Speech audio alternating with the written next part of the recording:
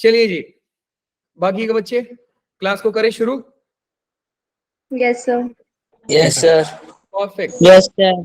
Very good.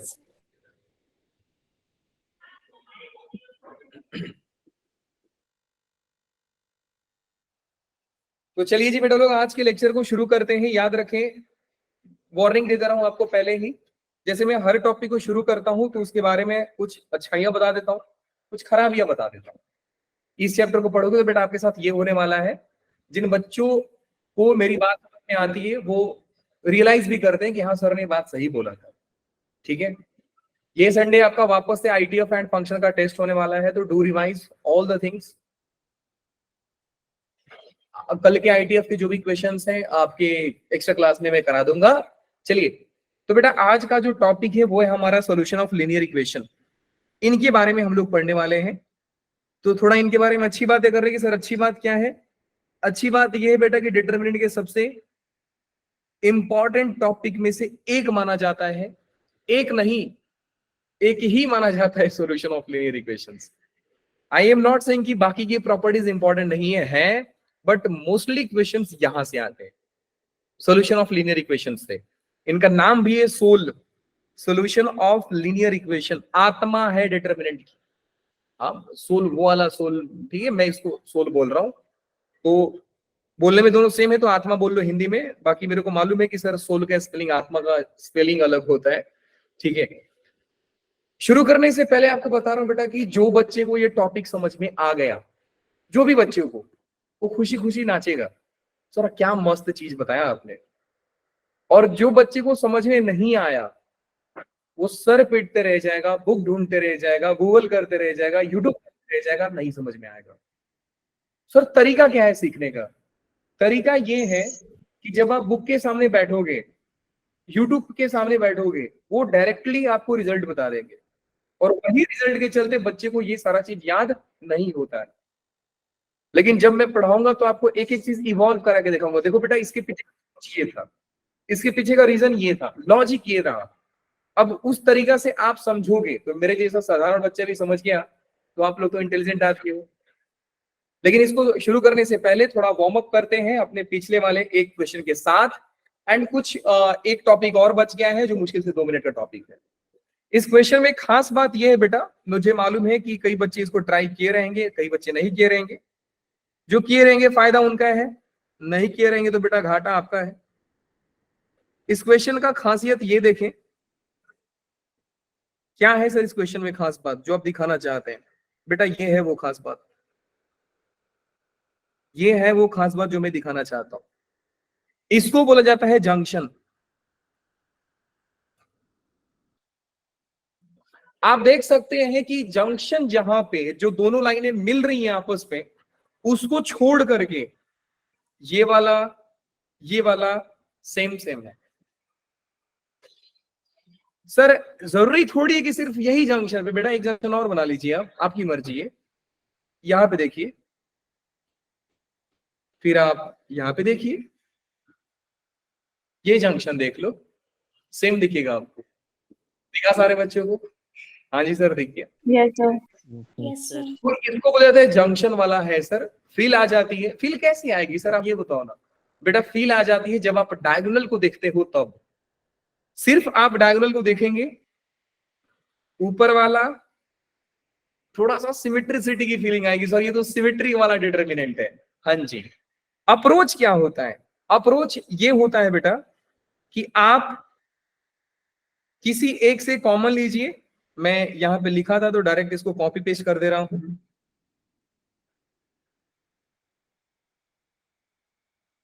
इसका approach ये होता है, अप्रोच ये बेटा कि take common from row. Common क्या जो आ रहा है उसको लो, कॉमन लीजिए, या तो रो से कॉमन लीजिए या तो कॉलम से कॉलम लीजिए, and then multiply that common in column और रो। अगर आपने रो से कॉमन लिया तो कॉलम में मल्टीप्लाई करो, और अगर आपने कॉलम में कॉमन लिया तो आप रो से मल्टीप्लाई करेंगे। बस इतना ही करना होता है। सर कॉमन क्या आएगा? बेटा वो तो आप बताओगे ना कॉमन क्या आएगा। हाँ जी सर।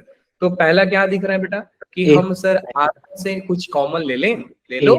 R1 से क्या कॉमन लोगे? सर A कॉमन ले लेते हैं, तो taking A common from R1, तो ये हो जाएगा ए कॉमन ले लिया बेटा R1 से, फोटो क्या बन रहा है जरा ध्यान से देखिएगा, a प्लस एक्स बाई ए, फिर b एंड c। अब मैं R2 से ले रहा हूं b कॉमन, तो बेटा हो गया a, b plus x by b, यहां पे c, and then taking c common from R3, so we will get a b c plus x by c, and इसका वैल्यू दिया है 0, मुझे x के लिए इसको सॉल्व करना है। जी सर बिल्कुल, आगे बताइए। अब क्या किया जाएगा, अब क्या बताया बेटा कि जो चीज आपने रो से कॉमन लिया था आप उसको कॉलम में भेजो, कि भैया आप कॉलम में जाओ जरा। तो जैसे ही आप देखो ए को कॉमन लिए थे रो से, तो ए को भेजोगे कॉलम में कि अब तू कॉलम में जा। तो जैसे ही मैं ए का मल्टीप्लाई कॉलम में किया, इसका मल्टीप्लाई ऐसा, बी का मल्टीप्लाई यूं, एंड सी का मल्टीप्लाई कॉलम सी के साथ, थर्ड वाले कॉलम के साथ, फोटो क्या बन जाएगा वो ध्यान दीजिएगा। So now this time I am multiplying A with column 1. क्यों A को कॉलम 1 के साथ मल्टीप्लाई क्यों किया जा रहा है? क्योंकि सर A को रो 1 से कॉमन निकाला था आपने, तो जो रो से निकाला था उसको कॉलम में भेजना है, जो कॉलम से निकाला उसको रो में भेजना है। सर हमारा फंडा यही है। तो अब A को कॉलम में भेजेंगे तो बेटा हो जाएगा a स्क्वायर प्लस का x। आई होप कि अब इतना छोटी छोटी चीजों पे रोएंगे नहीं कि सर a स्क्वायर कैसे आ गया। बेटा A का मल्टीप्लाई करके देख लो, नीचे हो गया a स्क्वायर और ये भी हो गया a स्क्वायर। बिल्कुल जी सर। उधर क्या हो गया सर, b का multiply b square plus x, and इधर हो गया बेटा b स्क्वायर ही आएगा जी बिल्कुल। उधर c square plus x, and हो गया c स्क्वायर। अब ऐसा देखते ही ना आपको एक रिजल्ट याद में आएगा। क्या याद आएगा सर रिजल्ट? बेटा वो रिजल्ट ये था कि व्हेन वी ऐड रोज और कॉलम्स एंड हमें वो चीज सेम मिल जाए तो we prefer to add them all. हमारा टारगेट ये होता है सर सबको ऐड कर लीजिए। तो हमने देखा कि सर इन तीनों को ऐड करो आप जरा, तो इन तीनों को ऐड किया, a square b square c square x, a square b square c square x, a square b square c square x गायब कर दिया मैंने। कहां पे x छूटा? अच्छा नीचे वाले में x छूटा है, ऊपर वाले में स्क्वायर नहीं। सॉरी यहां पे मिस्टेक हुआ है, प्रिंटिंग मिस्टेक, नथिंग एल्स। तो हमने देखा कि सर सबको ऐड करें तो सेम मिले, तो बेटा ऐड कर दो, क्या ही दिक्कत है, कर लीजिए ऐड। ये रहा, ऐड करेंगे कॉमन लेंगे, सोचिएगा a square plus b square plus c square और प्लस में x ले लीजिए, एंड इसके बाद इधर क्या बन जाएगा 1 1 1 b square b square b square. अजी देवा ऐसा है? हाँ जी सर, b स्क्वायर नहीं आएगा, b square plus x, c square plus x is equal to 0। मुझे x का वैल्यू फाइंड करना है। अब ये मत बोलना सर आइडेंटिकल दिख रहे हैं, कोई आइडेंटिकल नहीं दिख रहा है। ये मत बोलना सर आइडेंटिकल दिख रहे हैं, वीडियो बनाएंगे दो ये और ये आइडेंटिकल नहीं है, कोई आइडेंटिकल नहीं है। अच्छा अब क्या किया जाएगा सर? बेटा x का वैल्यू फाइंड करना है। हाँ तो इसको सॉल्व करके क्या करोगे आप? इसको भी कर सकते हैं। इसको कैसे सॉल्व करेंगे? बेटा माइनस करके 2 जीरो क्रिएट कर दो। R2 minus R3 मल्टीप्लीकेशन 0 है तो आइदर दिस विल बी 0 और इट विल बी 0, यही हो सकता है। तो क्यों ना सर मैं पहला वाला पकड़ के सॉल्व कर दो भैया। क्या किया हमने sir? a square plus b square plus c square plus x equal to 0, and वो डिटरमिनेंट को भी आप लोग करना। कैसे करोगे? 2 जीरो क्रिएट करें, ये सब कहानी हो चुका है।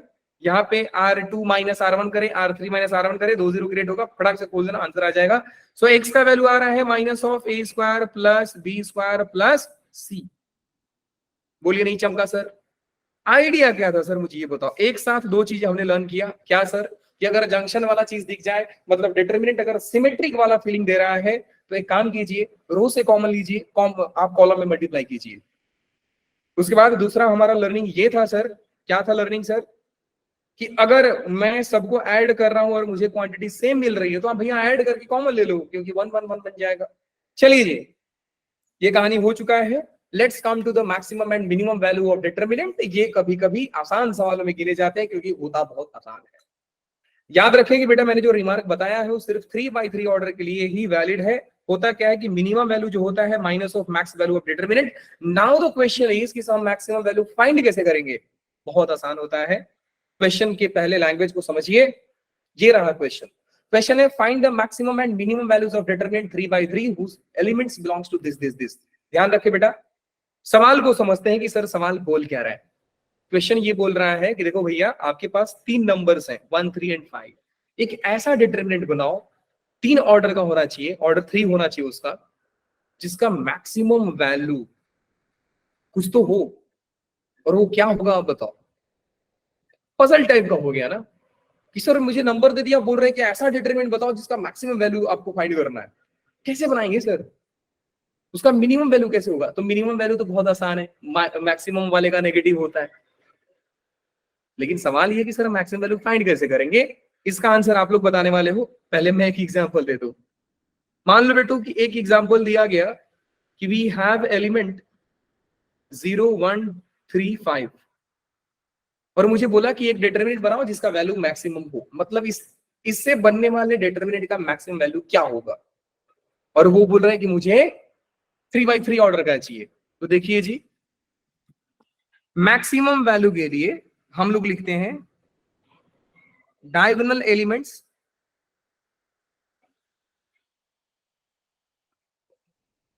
शुड बी, अच्छा मैं एक सेट ले लेता हूं, लेट्स से कि एक ले लिया मैंने x1, x2, x3, x4। तो डायगोनल एलिमेंट्स में आपको मिनिमम रखना है, मिनिमम ऑफ ए, और नॉन डायगोनल एलिमेंट में देखो ये भले ही टफ जा रहा होगा लैंग्वेज, कोई दिक्कत नहीं है, समझाऊंगा तो चुटकी में समझोगे। नॉन डायगोनल एलिमेंट्स कैसे होने चाहिए सर? मैक्सिमम ऑफ ए। अच्छा ऐसा है सर, एक मिनट, क्या बोला सर आपने कि डायगोनल पे मेरे को ए का मिनिमम रखना है? हाँ जी, तो देखो सर इसका डिटरमिनेंट 3/3 का ना, तो 3 डायगोनल्स आ जाएंगे। तो इसमें मिनिमम वैल्यू कौन सा है बेटा लोग? 0, 1, 3, 5 में सबसे कम वाला वैल्यू कौन सा है? 0. 0। तो रख दीजिए डायगोनल एलिमेंट में 0। नॉन डायगोनल एलिमेंट्स पे किसको रखने हैं बेटा? मैक्सिमम वैल्यू ऑफ ए। तो मैक्सिमम कौन सा है? 5. 5। रख दीजिए 5। यहाँ पे 5 आएगा और एक यहाँ पे 5 आएगा, फिर यहाँ पे 5 आएगा, यहाँ पे 5 आएगा, यहाँ पे 5 आएगा, यहाँ पे 5 आएगा। सर ये चीज था। हाँ जी, अब इसको सॉल्व करूंगा तो सर मुझे मैक्सिमम वैल्यू मिलेगा। हाँ जी, करें सर, करो, कर लो जी। -5, 0, -25 +5, 25 -0। So answer is 250। Minimum value क्या होगा बेटा लोग इसका? उल्टा हो जाएगा, डायगोनल -250। एलिमेंट पे मैक्सिमम ऑफ ए आ Maximum जाएगा। 250 and the minimum is -250. Minimum is -250। अब मुझे बताओ बेटा लोग, क्या इसका आंसर खुद बता सकते हो? Yes, बताइए sir. पे किसको रखा जाए? सर 1. डायगोनल में 1 है, non diagonal 5। 1, 1, 1 and non diagonal में बेटा लोग 5 5 5. 5. 5, 5, 5, 5, 5 और 5। सॉल्व कर देंगे, मैक्सिमम वैल्यू आ जाएगा। क्लियर है फंडा? Yes, sir. Yes, sir.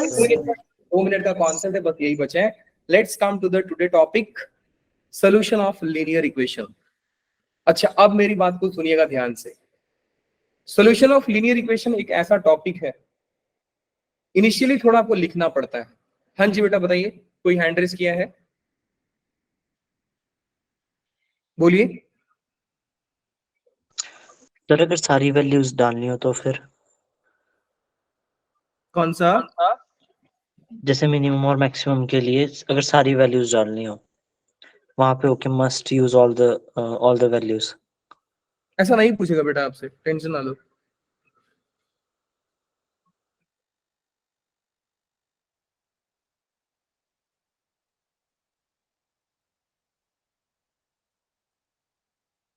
Question आपका जायज है, कोई दिक्कत नहीं है, आप सही सोचियो। Sir if you have to use all the number then what will be the maximum value.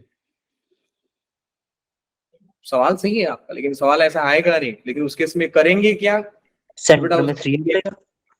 हाँ जी, सेंटर में 3 आ जाएगा। सॉरी बेटा, जो सेंटर एलिमेंट उधर 3 आ जाएगा। नहीं ऐसा नहीं है, वो लॉजिक हम लोग लगा नहीं सकते फिलहाल, ठीक है? Yes sir. हाँ, आपका सवाल जो है ना, आपने बोला है कि सर ये यूज करना है, ठीक है, तो हीट एंड ट्रायल करके देखना पड़ता है। आपको दे देगा, बोलेगा कि 0 और 1 से बनने वाले 0 1 -1 या 1 3 5 से बनने वाले मुझे बताओ कि कौन सा डिटरमिनेंट के पास मैक्सिमम वैल्यू होगा। उसके लिए मुझे डायगोनल को मल्टीप्लाई करना पड़ेगा। इनफैक्ट आपको बता दूं तो इक्वेशंस में सोचना पड़ता है वैसे सवालों को, जो आप लोग ना सोचे तो बढ़िया है। लॉजिक वही है कि इक्वेशन में सोचना पड़ेगा, सर इसका आंसर इतना आएगा, इतना आएगा, इतना आएगा, इंटीजर होगा, नॉन इंटीजर होगा, केसेस बन जाते हैं। ठीक है, छोड़ दो, यस सर। समझाऊंगा तो भी नहीं समझोगे तो क्या फायदा है। इनफैक्ट मैं भी कंफ्यूज हो जाऊंगा, क्योंकि वो जानते हो उसमें दिक्कत क्या आता है ना, कि आपको बनाना पड़ेगा, सारे को चेक करना पड़ेगा। और ऐसा नहीं कि कोई तुक्का मेथड में डायरेक्ट बताओ और आंसर ला दोगे ना, ऐसा नहीं है, सारा रख रख के देखना पड़ेगा आपको कौन ज्यादा दे रहा है। चलिए जी बेटा, सॉल्यूशंस ऑफ लीनियर इक्वेशंस बात करते हैं। सारे बच्चे साथ में लिखेंगे, जब बोलूंगा रुको रुकना है, जब बोलूंगा लिखो लिखना है। इसको सीखने के लिए सिंपल फंडा है कि लिखना है, लेकिन जब बोलूंगा तो ही लिखना है। तो हेडिंग डालिए सारे बच्चे, सॉल्यूशन ऑफ लीनियर इक्वेशंस। इसको हो सके तो लिख करके दीवार पे चिपका देना भैया, बहुत इंपॉर्टेंट है। और आपको ना सोचने का वो तरीका दूंगा मैं अभी, कि किसी चीज का सोल्यूशन निकालना हो तो सर सोचते कैसे हम लोग। हेडिंग डाल दिया सभी बच्चों ने? Yes, sir.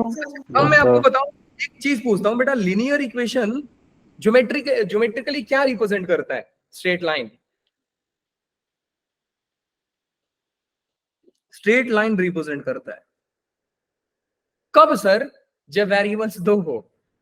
Straight line when, अच्छा मैं व्हेन नहीं लिखता हूं, इन लिखता हूं। Straight line in one variable and in two variables, in two variables, plane in three variables,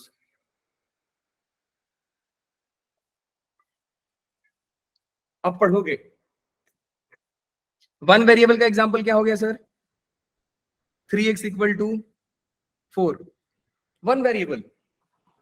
to variable का एग्जांपल क्या हो गया sir? Two variable. Three variable का एग्जांपल क्या हो गया सर?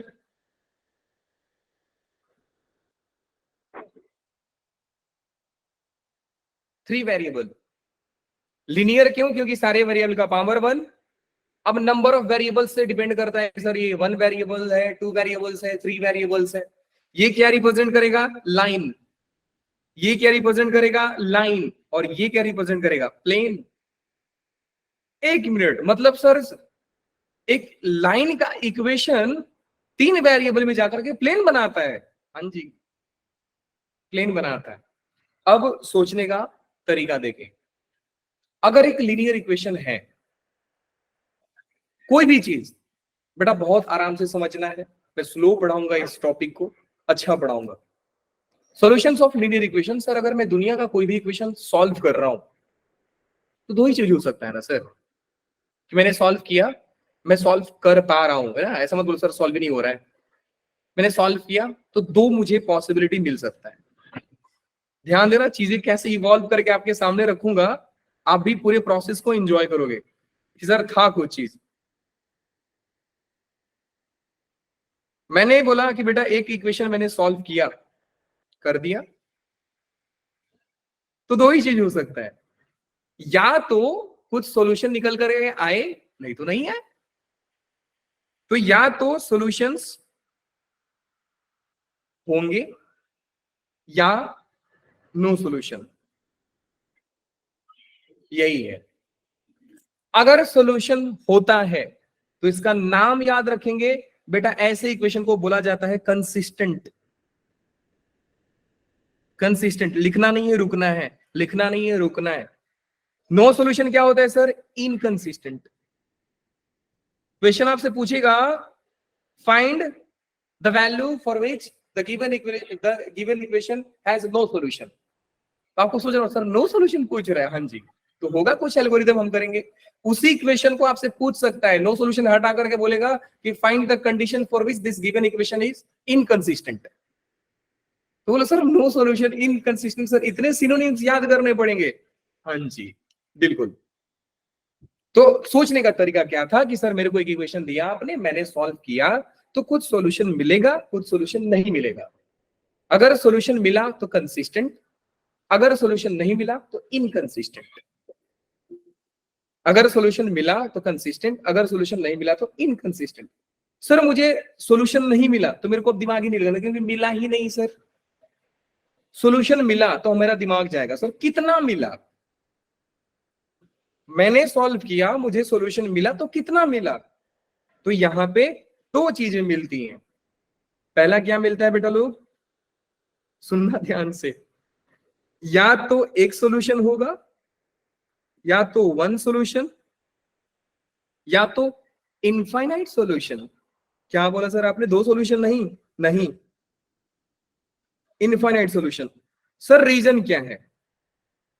इसका मतलब कि सर आपने इनडायरेक्टली मेरे दिमाग में ये डाला कि अगर मैं किसी भी लीनियर इक्वेशन के सॉल्यूशन को फाइंड करूंगा तो मार्केट में सिर्फ तीन सॉल्यूशंस आएंगे। या तो एक सॉल्यूशन होगा वो इक्वेशन के पास, या तो उस इक्वेशन के पास इनफाइनाइट सॉल्यूशन होगा, या तो उस इक्वेशन के पास नो सॉल्यूशन होगा। सर दो सॉल्यूशन क्यों नहीं, सर तीन सॉल्यूशन क्यों नहीं?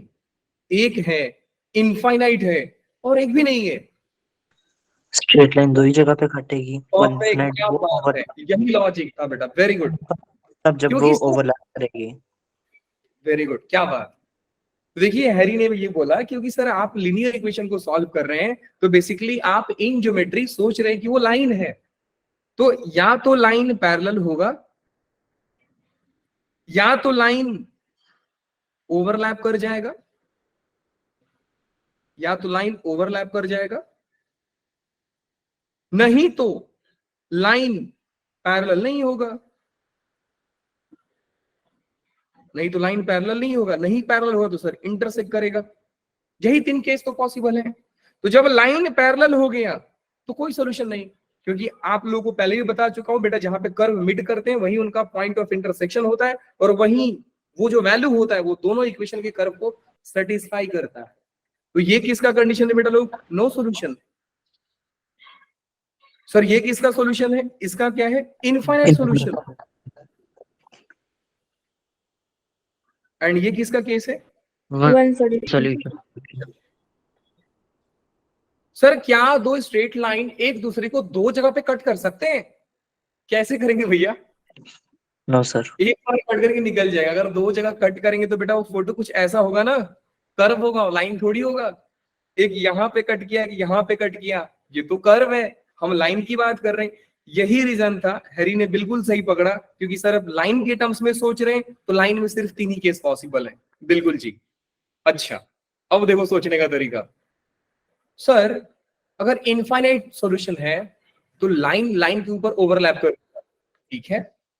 सर नो सॉल्यूशन है तो लाइन ने लाइन के साथ पैरेलल रिलेशन बना दिया, बिल्कुल जी सर। सर अगर लाइन लाइन को इंटरसेक्ट किया, कहां किया, कहां किया सर? तो पॉइंट ऑफ कहीं भी, इंटरसेक्शन। कहीं पे भी कर सकते हैं सर, हाँ जी। लेकिन जिस दिन लाइन ने, जिस दिन लाइन ने ओरिजिन पे इंटरसेक्ट कर दिया उसको बोलते हैं सर ये तो ट्रिवियल है, ये तो ट्रिवियल सॉल्यूशन है सर। अच्छा सर देख रहे हो कितना कंफ्यूजन है यहाँ पे। मैं आपको बोला ना कि आप पूरे प्रोसेस को बहुत एंजॉय करोगे, लेकिन जब वर्ड कंफ्यूज करेगा ना तो आपका दिमाग खराब होगा, क्या लिख रहा है ये समझ में नहीं आ रहा है, जबकि आपको पूरा चीज समझ में आता है, फिर भी आप बोलोगे सर नहीं समझ में आ रहा है। अब वन सॉल्यूशन का मतलब होता है बेटा कि यूनिक सॉल्यूशन होगा, क्योंकि एक ही सॉल्यूशन है तो सर यूनिक ही होगा ना, हाँ जी यूनिक होगा। अच्छा यूनिक होगा, बिल्कुल जी सर। इनफाइनाइट है तो यूनिक थोड़ी है, उसके पास तो कई सारे सॉल्यूशंस हैं, यूनिक का मतलब होगा सिर्फ अकेला है। अच्छा अगर यूनिक हुआ, यूनिक, यूनिक के पास दो बातें होंगी, यूनिक के पास भी दो बातें होंगी, कौन कौन सा सर? यूनिक का मतलब कि लाइन ने इंटरसेक्ट किया, कहां किया, या तो वो ट्रिवियल होगा, नहीं तो वो नॉन ट्रिवियल होगा। अरे सर क्या कर रहे हो आप, सोच सोच के ब्रांच बनाए जा रहे हो इन सब का। हाँ जी। तो सर ट्रिवियल का मतलब क्या होता है? ट्रिवियल का मतलब when line intersect at zero. तो क्या लिखूंगा बेटा, origin, intersects at origin, intersects origin. Non trivial का मतलब जो सॉल्यूशंस ट्रिवियल सॉल्यूशंस नहीं है वो नॉन ट्रिवियल है। अच्छा, समझ गया सर, समझ गया, समझ गया। कई बच्चे ये सोचते हैं कि सर ट्रिवियल का उल्टा नॉन ट्रिवियल है। अरे भैया नहीं, ट्रिवियल का उल्टा नॉन ट्रिवियल नहीं है। ट्रिवियल का मतलब होता है, उल्टा होता है डज नॉट ट्रिवियल। क्या बोला सर आपने? ट्रिवियल, नॉट ट्रिवियल, और आपने डज नॉट ट्रिवियल भी घुसा दिया बीच में। हाँ जी, तो ट्रिवियल जो नहीं है, जो ट्रिवियल नहीं है वो उसका उल्टा ही है जो ट्रिवियल नहीं है। ट्रिवियल है का उल्टा है जो ट्रिवियल नहीं है, बिल्कुल नहीं है। नॉन ट्रिवियल का मतलब क्या होता है? नॉन ट्रिवियल का मतलब सर यूनिक तो होगा लेकिन कुछ और होगा। अच्छा अच्छा, ठीक है सर, उतने दूर नहीं जाते हैं बेटा, कंफ्यूज हो जाओगे। वापस से शुरू करते हैं, सोचना शुरू करें। सारे बच्चे साथ में इमेजिन करेंगे कि सर हमारी कहानी शुरू हुई थी एक इक्वेशन के साथ। तो हमने सोचा कि इक्वेशन के पास या तो सॉल्यूशन होगा या तो सॉल्यूशन नहीं होगा। अगर सॉल्यूशन होगा तो कंसिस्टेंट बोलेंगे, अगर सॉल्यूशन नहीं हुआ तो इनकंसिस्टेंट बोलेंगे। बिल्कुल जी सर। अगर सॉल्यूशन नहीं हुआ तो बात ही नहीं कर रहे क्योंकि है ही नहीं सर, तो बात करके फायदा नहीं। हाँ, अगर सॉल्यूशन हुआ तो फिर से बातें शुरू होंगी कि कितने हुए सर सॉल्यूशंस। तो या तो एक बार कट किया रहेगा लाइन, या तो लाइन लाइन के ऊपर ओवरलैप किया रहेगा। अगर लाइन लाइन के ऊपर ओवरलैप ही कर दिया तो सर इनफाइनाइट सॉल्यूशन, सर हम उस पर बात नहीं करेंगे सर वो सॉल्यूशन से इनफाइनाइट है।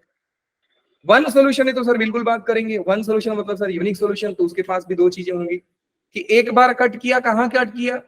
तो जिस दिन ओरिजिन पे कट किया, सिर्फ ओरिजिन पे। देखो यूनिक एंड ओरिजिन बोला हूं मैं, यूनिक भी है और जीरो ही है। So when zero is the only solution possible, then we say this equation has trivial solution.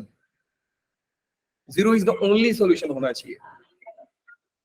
Example दो सर, ये समझ में नहीं आया सर, मुझे एक बात बताओ बेटा। एग्जाम्पल लेते हैं। मान लो कि मैंने आपको बोला x plus y equal to 0, find the value of x and y। तो एक बच्चा बोलेगा कि सर देखो x का वैल्यू 0 लो, y का वैल्यू 0 लो, 0 प्लस 0 0, तो सेटिस्फाइड है। तो 0 and 0 is the one solution. एक बच्चा बोलेगा सर 2 एंड माइनस 2 लो, फिर भी 0, फिर दो सॉल्यूशन आ गए। सर 4 माइनस 4 लो, 0, सर एक और सॉल्यूशन खोल दिया मैंने। तो बेटा कौन सा सॉल्यूशन हुआ? Non trivial. देखो वापस से समझिए बेटा, इसके पास 0 एक सॉल्यूशन था, इसके पास 0 एक सॉल्यूशन था, लेकिन सिर्फ 0 सॉल्यूशन नहीं था, इसके अलावा कोई और थे। तो it is not unique, it has infinite solutions. In fact, it has 0 as a solution, but not only 0 is solution. अगर सिर्फ 0 solution हुआ तब मैं जाकर के बोलूंगा कि सर ये ट्रिवियल solution है, अदरवाइज नॉट ट्रिवियल। बात समझ में आई बेटा लोग? Yes sir. Yes, sir. Yes, sir. पूरी कहानी समझ नहीं पाए, एक बार मुझे बोलिएगा। हैरी ने हैंड रेज किया, बोलो बेटू क्या दिक्कत है? नहीं, मुझे लगा आप बोल रहे हो कि जिसको समझ आ गया हैंड रेज करो। नहीं नहीं, बिल्कुल नहीं। तो किसी बच्चों को डाउट है तो पूछिए। अब आपको एक टास्क मिलेगा। कितने बच्चों ने इसको लिख लिया है? ऑनेस्टली हैंड रेज करना। वेरी डिसअपॉइंटेड बेटा लोग, मुझे उम्मीद नहीं था कि मेरे बोलने के बावजूद भी आप लिखोगे इस चीज को। मेरे अनुभव के साथ अगर आप खेलेंगे तो दिक्कत होगा आपको। मेरे अगर अनुभव के साथ आप खेलोगे तो बेटा दिक्कत होगी। व्हेन आई से कि आपको लिखना है, आप लिखिए, क्योंकि मुझे मालूम है कि यहाँ पे आप लिख सकते हैं। जब मैं बोलता हूं मत लिखिए तो मत लिखिए आप। यहाँ पे कोई ऐसे कंपटीशन नहीं हो रहा है ना, इस बात को समझिए। चलिए आप लोग लिख लिए, फिर भी उस गलती को माफ की जाती है। दूसरे पेज पे आए सारे बच्चे। मैं स्लाइड को हटा रहा हूं, सबको टाइम दे रहा हूं 3 मिनट आराम से। 8 हो रहा है, 3 मिनट का टाइम देता हूं। चार्ट अपने से बनाना है, एक बार देखना है, देख लीजिए, ध्यान से देख लीजिए सारे बच्चे। सोच लीजिए सर इक्वेशन होगा नहीं होगा, नहीं होगा तो बात नहीं करना है, होगा तो कितना होगा, या तो 1 होगा या तो इनफाइनाइट होगा। अगर 1 होगा तो सर कहाँ पे होगा, इंटरसेक्ट करेगा कहाँ पे, ओरिजिन पे करेगा कि नहीं करेगा, बस इतना ही चीज है। डन, स्लाइड हटाया जाए। Yes, sir. परफेक्ट, कीजिए, खुद से कीजिए, लिखिए खुद से, टेक योर टाइम और खुद से लिखो। जो बच्चे छापे थे दोबारा लिखेंगे खुद से, जो बच्चे छापे थे खुद से लिखेंगे। आपको समय मिलता है 3 मिनट का।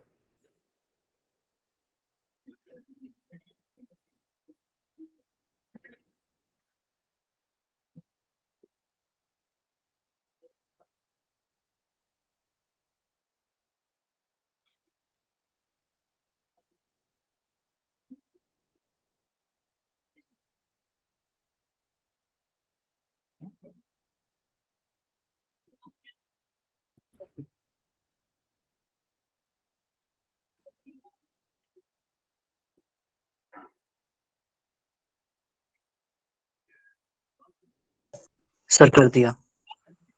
कूल,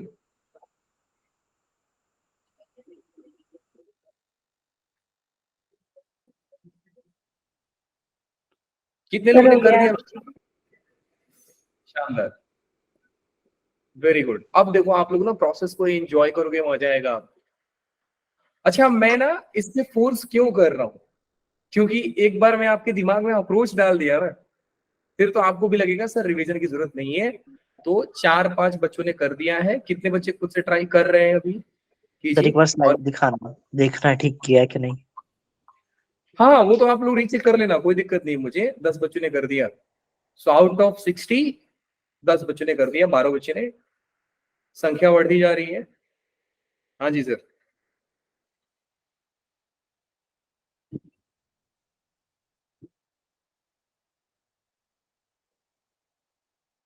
चलिए जी, रीचेक करना बेटा सारे बच्चे लोग।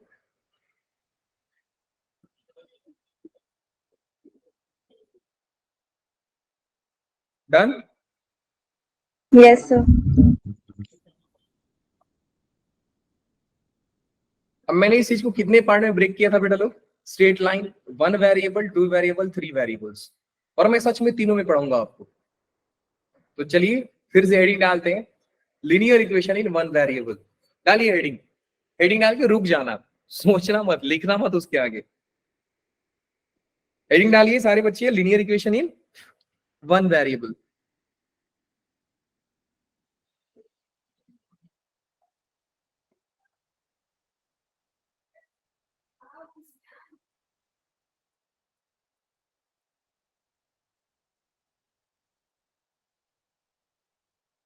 हेडिंग डालिए और डाल के फिर रुक जाइए, बस रुक जाओ।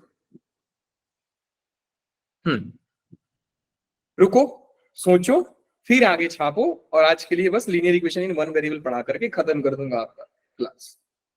ठीक है सर, सोचते हैं।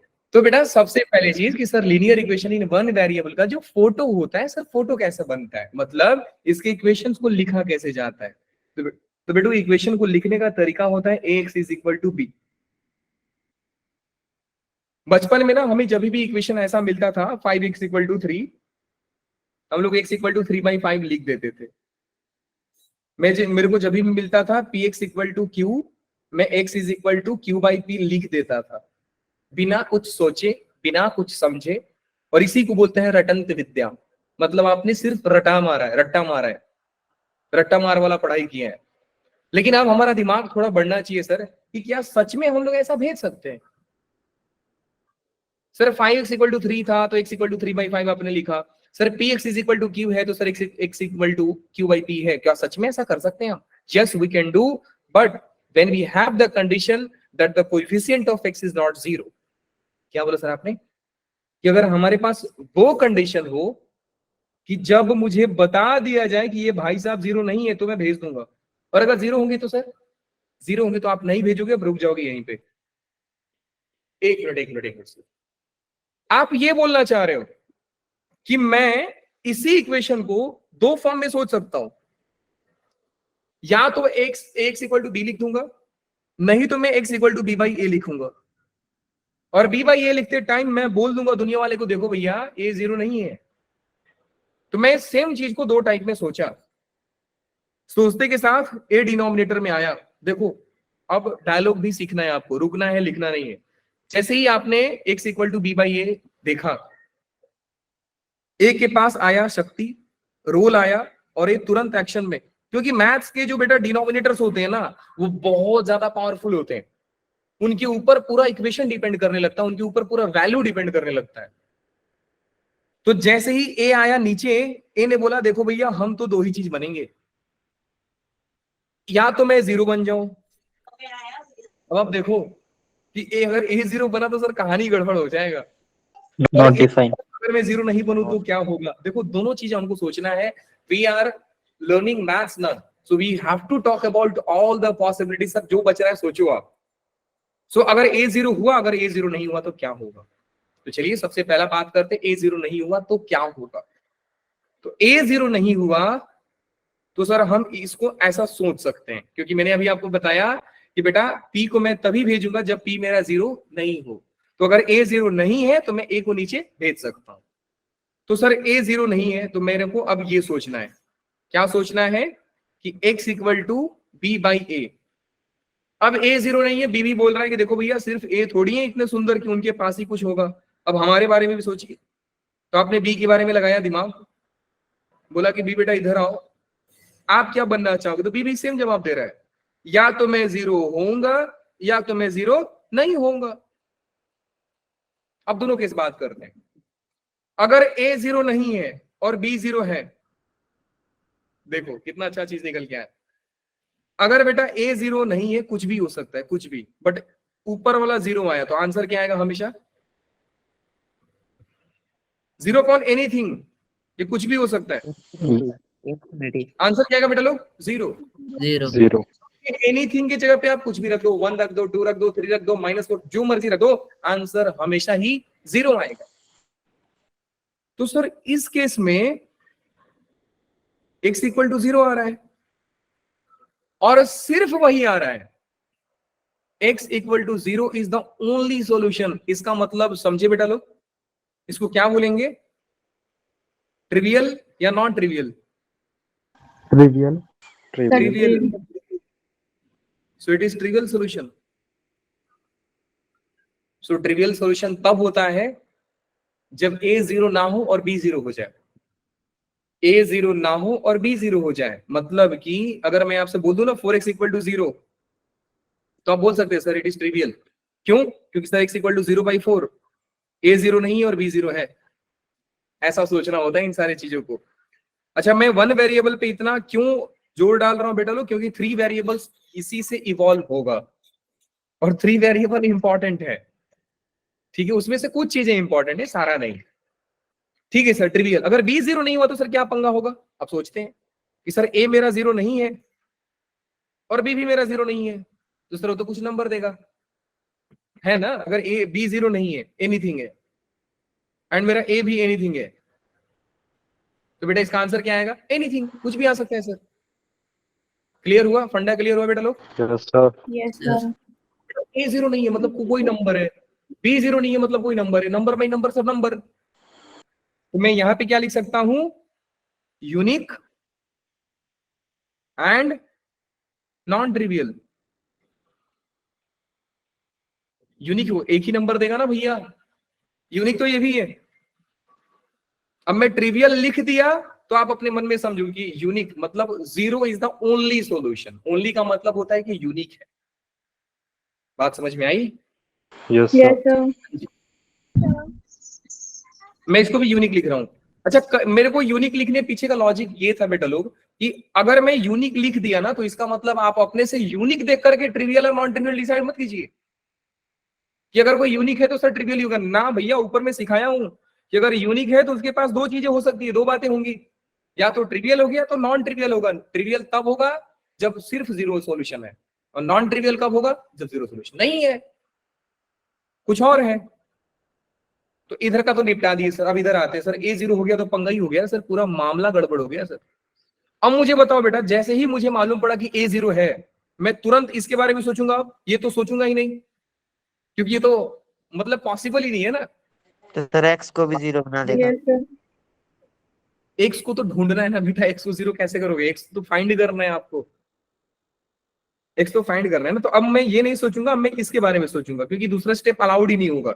जैसे ही a0 हुआ तो I am writing ax equal to b के ऊपर अब हम बात करेंगे। तो जैसे ही a0 हुआ पूरा इक्वेशन कन्वर्ट होके आ रहा है बेटा लोग, 0 into x equal to b इस फोटो में आया। अब फिर b बोलेगा कि देखो भैया हमको भी कहानी में लाओ, हम कौन सा भैया बाहर से आए हुए मेहमान है यार। अब b बोलेगा कि या तो मैं 0 होऊंगा नहीं तो मैं 0 नहीं होऊंगा। अगर b 0 हो गया तो कहानी का फोटो बन जाएगा, देखिएगा क्या, 0 into x equal to 0। X के जगह पे आप क्या रखोगे बेटा कि सेटिस्फाई हो जाएगा? सवाल ये है कुछ भी रख कि देंगे। आप एक्स के जगह पे वैसा नंबर रखो कि जो 0 से मल्टीप्लाई हो के आंसर 0 दे। सर कोई कुछ भी नंबर रख दो सर। नंबर तो बेटा ये कोई भी नंबर मतलब x has real infinite Right. Solution. तो क्या लिख सकता हूं मैं? X has Infinite. इनफाइनाइट। अब आप लोगों को लॉजिक समझ में आया सर क्या इवॉल्व हुआ कहानी? हमने छोटा चीज को पकड़ा और इतना ज्यादा डिटेल निकाल दिया सर। एग्जैक्टली अगर b 0 नहीं हुआ तो सर क्या पंगा होगा बेटा? अगर b 0 नहीं हुआ तो इनका फोटो बन जाएगा कुछ ऐसा। कैसा सर? इनका फोटो बनेगा कुछ ऐसा, 0 इंटू एक्स इक्वल टू ये कुछ भी, एनीथिंग। अब कितने बच्चे ये चीज समझ पा रहे हैं कि सर आप एक्स को जो मर्जी रखो, लेफ्ट हैंड साइड तो 0, राइट हैंड साइड में सर 0 नहीं है क्योंकि बी को बोला है सर आपने 0 नहीं है। तो क्या एक्स का कोई ऐसा वैल्यू है जो एलएचएस और आरएचएस बराबर करेगा बेटा लोग? No sir. No sir. No, sir. क्योंकि लेफ्ट No, हैंड साइड हमेशा 0 बन रहा है और राइट हैंड साइड तो सर 0 नहीं है। इसका मतलब समझे दया? हाँ सर क्या x has no No solution? solution. कोई ऐसा एक्स का वैल्यू एग्जिस्ट नहीं करता है जो इसका सॉल्यूशन दे। बात समझ में आई सारे बच्चों को? Yes, sir. Yes, sir. फंडा क्लियर हुआ? Yes sir. Yes, sir. एक बार और रिवाइज कर रहा हूं, ठीक है? जल्दी से देखिएगा sir, linear equation in one variable की बात कर रहे हैं तो हमारा इक्वेशन ऐसा होता है। मैं उसको इस फॉर्म में भी सोच सकता हूं, मतलब एक इक्वेशन को मैं दो फॉर्म में सोच सकता हूं। जैसे ही मैंने सोचा इस फॉर्म में, मेरे को ए चिल्ला करके बोला देखो भैया या तो मैं 0 होऊंगा या तो 0 नहीं होऊंगा। जैसे ही मैं 0 ए को बनाया, ए बोला कि फिर तो ये लिखो ही मत, ये तो वैलिड ही नहीं, आप इसके बारे में सोचो, इसके बारे में सोचो। तो फोटो बन गया 0 into x equal to b. फिर बी चिल्ला करके बोल रहा है कि मैं भी दो चीज बन सकता हूं, या तो 0 होऊंगा या तो 0 नहीं होऊंगा। जैसे ही बी 0 हुआ तो आप एक्स के जगह पे कुछ भी रखेंगे, left hand side 0, right hand side में तो 0 है ही, तो x has infinite solution. B जब 0 नहीं होगा तो बेटा 0 into x equal to anything, left hand side हमेशा 0 बनेगा, राइट हैंड साइड कभी 0 नहीं बनेगा क्योंकि दोनों इक्वल नहीं है। इसका मतलब एक्स हैज नो सॉल्यूशन। अब उधर आते हैं, जब a 0 नहीं होगा तो मैं इसके बारे में सोच सकता हूं सर, बिल्कुल सोच सकते हैं। फिर b वापस चिल्लाएगा कि मैं दो चीज बनूंगा, अगर b 0 हुआ या b 0 नहीं हुआ। अगर b भी 0 हो गया, b 0 और नीचे वाला a 0 नहीं है, वो एनीथिंग है, तो आंसर हमेशा 0 आएगा। x का वैल्यू जो रखोगे a की जगह पे वो हमेशा 0 देगा। So 0 is the only solution. Since 0 is the only solution then we can say it is trivial.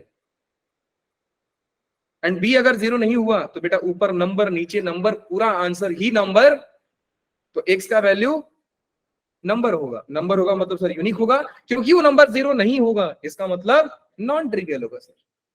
Logic समझ में आई सारे बच्चों को? Yes, sir. So that is all for the day बच्चा party. That's all for the day। आप खुद से लिखेंगे सारी चीजों को। मैं बोला ना, अगर ये आप समझोगे ना तो आप अंदर से ये रियलाइज करोगे सर क्या जबरदस्त चीज निकाल रहे हैं हम लोग। छोटा सा चीज उठा करके, बोलते हैं ना कि तिल को ताड़ बनाना, इसी को बोलते हैं। उठाया इत्तू सा x प्लस बी और क्या क्या डिटेल निकाल दिया सर सोच सोच के। यही तो ब्यूटी है बेटू मैथ्स का। पॉसिबिलिटीज थी ना सर ये सारी? क्या बोला बेटा आपने? पॉसिबिलिटीज थी ना ये सारी? सारी पॉसिबिलिटीज थे। और इसका मजा